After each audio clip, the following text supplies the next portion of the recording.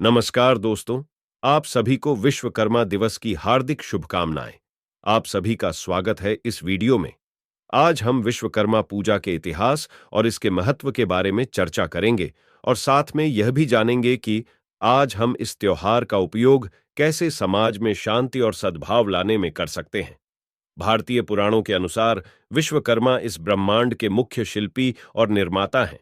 उन्होंने संपूर्ण ब्रह्मांड की रचना की है।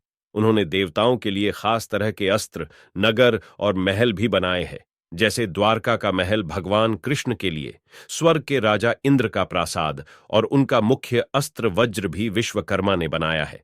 उन्होंने कई दिव्य नगर और महल तैयार किए, इसलिए वह देव शिल्पी के रूप में भी प्रसिद्ध हैं।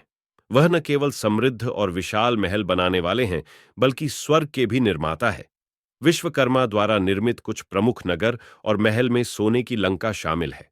पार्वती और शिव की शादी के बाद शिव ने विश्वकर्मा से एक अद्वितीय महल की मांग की। जब शिव ने राशियों से दान मांगा, तो एक राशि ने उस प्राचीर की मांग की। श्री कृष्ण की धार्मिक स्थली द्वारका का निर्माण भी विश्वकर्मा ने ही किया।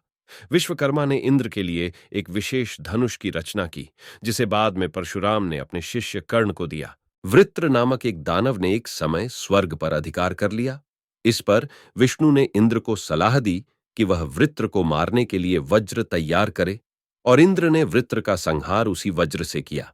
विश्वकर्मा का चित्रण अधिकतर एक वृद्ध व्यक्ति के रूप में होता है, जिसके हाथ में उपकरण होते हैं। हिंदू धार्मिक ग्रंथों में विश्वकर्मा के लिए एक विशेष स्थान है।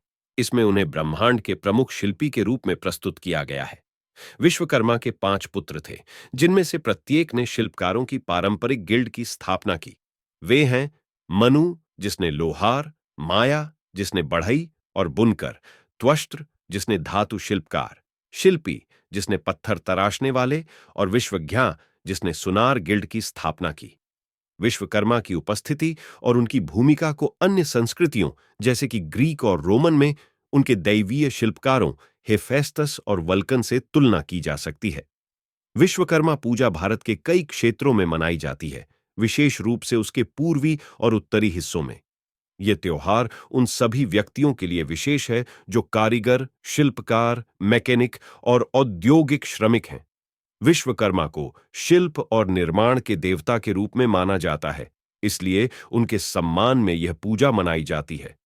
त्योहार के दिन विश्वकर्मा के प्रतिष्ठान में विविध प्रकार के उपकरण, मशीनरी और औद्योगिक उपकरण सजाए जाते हैं और इन्हें पूजा जाता है। यह मान्यता है कि भगवान विश्वकर्मा का आशीर्वाद उपकरणों को सही रूप से काम करने के लिए और उसके प्रयोगकर्ता को सुरक्षा प्रदान करने के लिए आवश्यक है। विश्वकर्मा पूजा के दिन कार्यशालाओं और फैक्ट्रियों में काम की सामान्य गतिविधि बंद रहती है। यह भी एक रिवाज है कि कुछ क्षेत्रों में, जैसे कि छत्तीसगढ़ और मध्य प्रदेश, ये त्योहार श्रमिक समुदायों और औद्योगिक क्षेत्रों में भी मनाया जाता है। और इसके साथ ही पतंग उड़ाने की परंपरा भी होती है, जिससे आसमान में विभिन्न रंगों की पतंगें सजती हैं।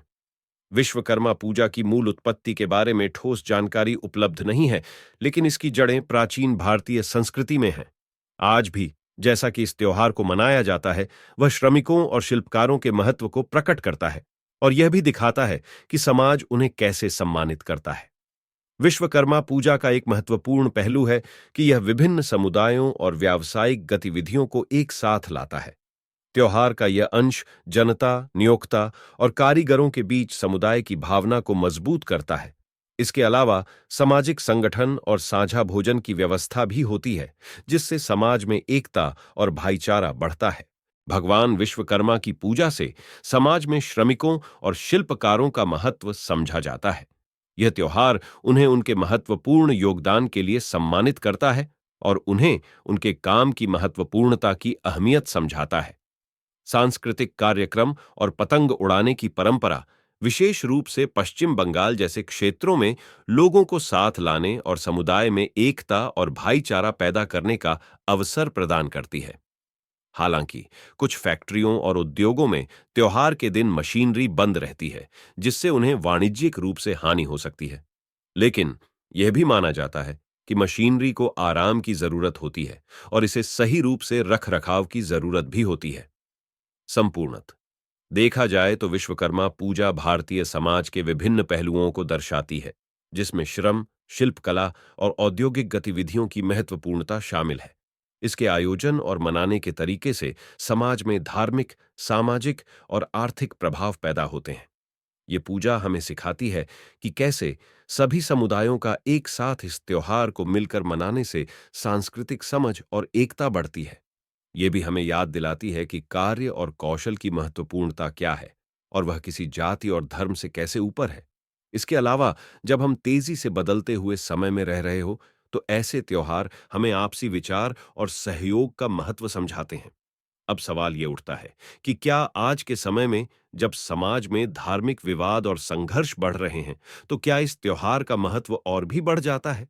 और हमें क्या ऐसे त्योहारों को दीपावली और ईद की तरह धूमधाम से मनाने का समय आ गया है, ताकि धर्म के ठेकेदारों और धर्म की राजनीति करने वालों की मुंह पर जोरदार तमाचा लग सके? आशा है आपको ये वीडियो पसंद आया होगा। अगर आप हमारे संघर्ष और प्रयास का समर्थन करते हैं, तो कृपया इस वीडियो को लाइक करें और हमारे चैनल को सब्सक्राइब करें। धन्यवाद।